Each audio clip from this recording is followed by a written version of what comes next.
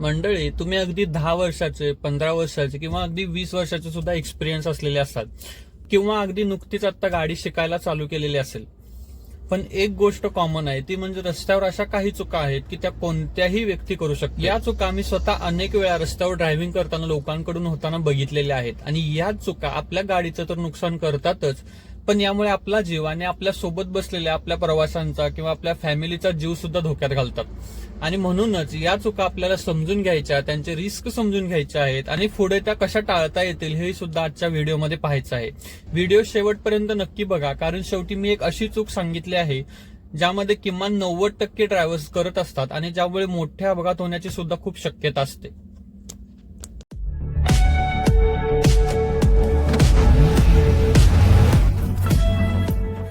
मंडळी, पहिली चूक आहे ती गाडी सुरू करण्याच्या आधीच चालू होते.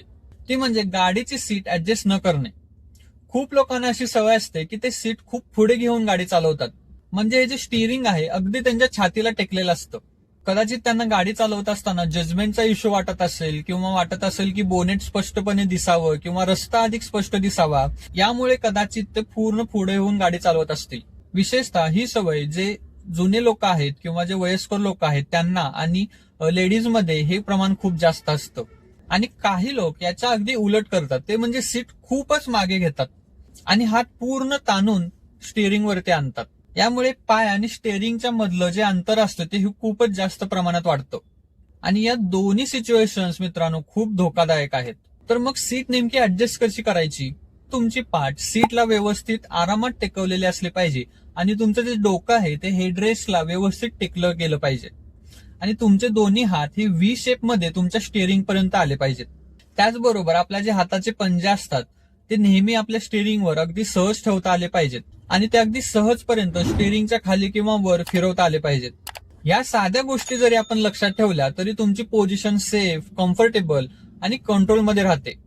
आणि ही जी पहिली चूक आहे ती आपण टाळू शकतो. पुढची महत्वाची चूक म्हणजे क्लच रायडिंग. समजा आपण चढत आहोत, फर्स्ट गिअर टाकून गाडी हालायला लागली की लगेच सेकंड आणि लगेच थर्ड टाकून रिकाम व्हायचं. आणि यामुळे गाडीच्या इंजिनवरचा लोड वाढतो.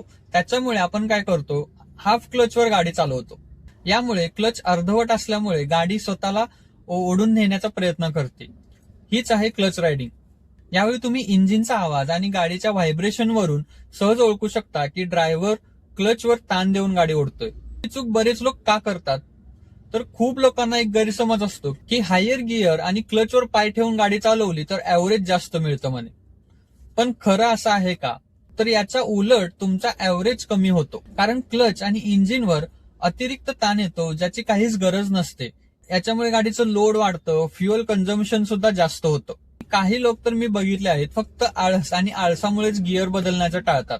सतत गिअर बदलण्याचा त्रास नको रे, एवढंच त्यांचं म्हणणं असतं. पण याच्यामुळे क्लच आणि फ्लायव्हील यांच्यातलं घर्षण खूप वाढतं आणि क्लच प्लेट्स ह्या खूप फास्ट गरम होतात. घाटामध्ये किंवा नॉर्मल ड्रायव्हिंग मध्ये क्लच जास्त गरम झाल्यामुळे गाडी बंद सुद्धा पडू शकते.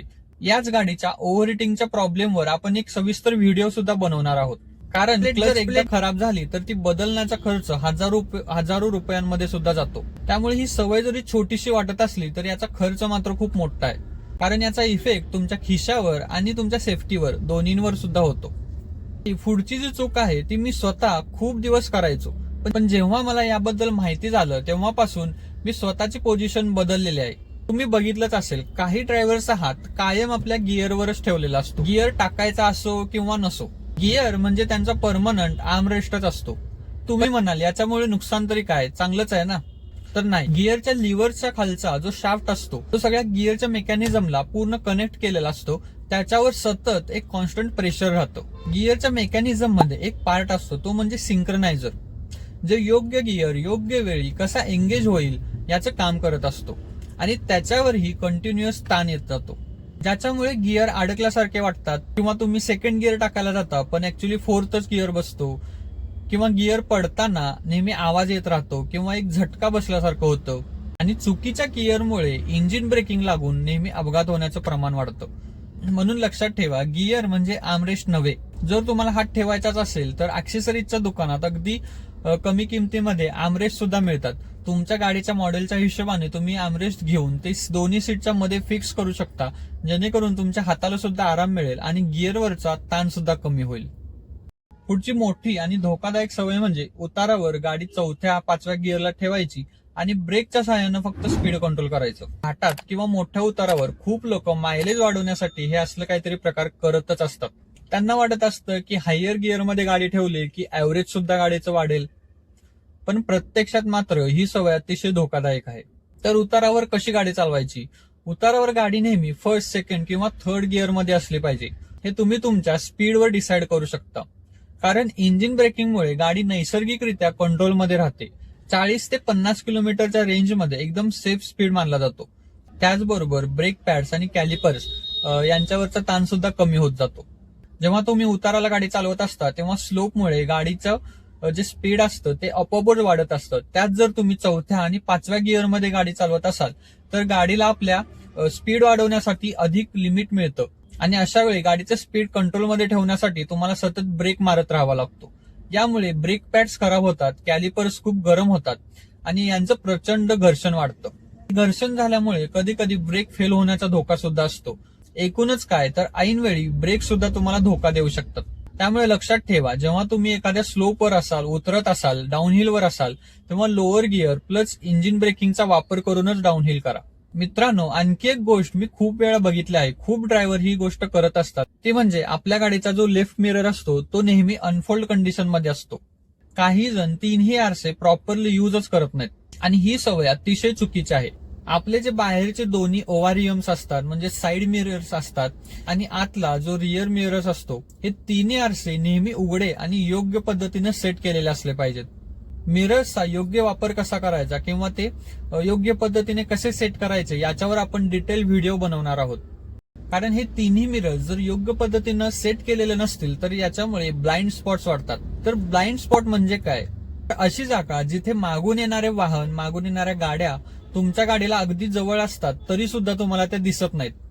तर हे होतं मिरर ऍडजस्ट न केल्यामुळे. तुमच्यासाठी ती गाडी पूर्णपणे ब्लाइंड झालेली असते आणि अशा वेळी तुम्ही जर अचानकपणे ओव्हरटेकिंग करत असाल किंवा ती गाडी जर ओव्हरटेकिंग अचानकपणे करत असेल तर ते तुम्हाला फार उशिरा कळतं आणि त्याच्यामुळे मोठा अपघात सुद्धा होऊ शकतो. म्हणूनच तिन्ही मिरर्स योग्य प्रकारे यूज करा आणि ऍडजस्ट सुद्धा करा आणि गाडी चालवत असताना तिन्ही मिरर्सवर अधूनमधून लक्ष ठेवून चला. अजून एक सवय मी खूप लोकांना, खास करून हायवेवर गाडी चालवत असतात खूप लोकांमध्ये बघितले आहे आणि शक्यतो असे लोक हे डोक्याने खूप गरम असतात. उगाचच रेसिंग करायचं. आपण त्यांना ओव्हरटेक केला तर त्यांना असं वाटतं की कुठेतरी आपण त्यांना खुन्नस देतोय का, आपली गाडीचं स्पीड त्यांच्या गाडीच्या स्पीडपेक्षा जास्त नेतोय का, याच्यामुळे त्यांचा इगो सुद्धा हर्ट होतो. असं वाटतं की त्यांचा कोणीतरी अपमान केला आणि ते रागाने पेटून उठतात आणि आता याला धडा शिकवतो या मूडमध्ये जातात आणि मग सुरू होतं रेस लावणं किंवा वेग वाढवणं. याच्यामुळे धोकादायक ओव्हरटेक होतात, नियम मोडले जातात, ओव्हर स्पीडिंग होतं. हे शहर असो किंवा हायवे, कुठंही करायचं नाहीये. जेव्हा आपण ड्रायव्हिंग करत असतो, मग ते शहरात असो किंवा हायवेवर असो, नेहमी आपल्याला आपल्या डोक्यावर थंड बर्फ ठेवून गाडी चालवायचं आहे. कारण आपली आणि आपल्या पॅसेंजरची सेफ्टी ही आपल्या हातात असते, स्टिअरिंग व्हीलच्या रूपाने. आपणच जर डोकं गरम करून कोणाशी तरी रेस लावायला गेलो, कोणाशी तरी खुन्नस दाखवायला गेलो तर मुख्य गोष्टींकडे म्हणजेच ट्रॅफिक किंवा इतर वाहनं, रस्ता किंवा आपलं जे ड्रायव्हिंग आहे या सर्व गोष्टींकडे आपलं दुर्लक्ष होतं आणि मग ह्याच नादात मोठे मोठे अपघात होत असतात. त्यामुळे लक्षात ठेवा, कितीही राग आला तरी मनातल्या मनात, आणि जर गाडीत कोणी नसेल तर गाडीमध्ये एकदम शिव्या सोडून द्या, पण तुमचा स्पीड वाढवून ओव्हर स्पीडिंग किंवा खुन्नस देण्याचा प्रयत्न करू नका. मित्रांनो, ही शेवटची आणि सगळ्यात जास्त इरिटेटिंग करणारी चूक आहे जी मी जवळपास 90% लोकांना करताना बघत असतो आणि ती म्हणजे रात्री कायम अप्पर किंवा हाय बीम मध्ये गाडी चालवणं. विशेषतः हे टू वे रोडवर खूप घातक असतं, जिथे दोन्ही बाजूनी ट्रॅफिक येत असतं आणि समोरून वाहनं येत असताना आपण नेहमी हेडलाईट डिप्पर किंवा लो बीम मध्ये ठेवायला हवा. पण खूप लोक काय करतात तर कायम त्यांची गाडी हाय बीम मध्ये चालवतात. लोक हाय बीम मध्ये गाडी कशामुळे चालवतात हे तर मला माहित नाही. कदाचित आळस किंवा इतरांचा विचार न करणे याचमुळे चालवत असतील. पण यामुळे होतं काय तर समोरचा जो ड्रायव्हर असतो त्याच्या डोळ्यांवर अंधारी येते त्याचा अंदाज चुकू शकतो, गाडीचा अपघात होऊ शकतो किंवा गाडी रोडच्या साईडला जाऊन पडू शकते. आणखी एक प्रॉब्लेम असा होतो की जेव्हा तुम्ही हाय बीम करून चालवत असता तेव्हा समोरच्यालाही मजबुरीने का होईना पण हाय बीम करायलाच लागतो. खूप वेळा माझ्यासोबत सुद्धा असं होतं की मी लो बीमवर व्यवस्थित गाडी चालवत असतो पण समोरून येणारे सगळे हाय बीमवर असतात. त्यामुळे मला रोडवरचं काहीच दिसत नाही, गाड्यांचा अंदाज येत नाही, रोडचा अंदाज येत नाही. त्यामुळे मला सुद्धा माझ्या गाडीचा हाय बीम चालूच करावा लागतो आणि असं करत सगळेच लोक हाय बीमवर गाडी चालवतात.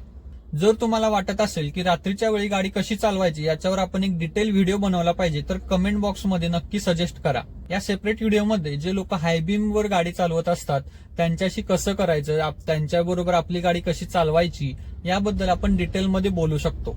तर मंडळी, आजच्या व्हिडिओमध्ये आपण ड्रायव्हिंग करत असताना सर्रास लोक जे चुका करत असतात त्या पाहिल्या. तुमचा या सर्व चुकांबद्दल काही अनुभव आहे का, कोणते किस्से आहेत का, तर एक कमेंट बॉक्समध्ये नक्की शेअर करा. या विषयावर किंवा इतर कुठल्याही विषयावर जर तुम्हाला वाटत असेल की आपण व्हिडिओ बनवला पाहिजे आपल्या कार गप्पा चॅनेलवर तर कमेंट बॉक्समध्ये नक्की सजेस्ट करा आणि आपल्या कार गप्पा चॅनेलला सबस्क्राईब करा. लवकरच भेटू पुढच्या व्हिडिओमध्ये.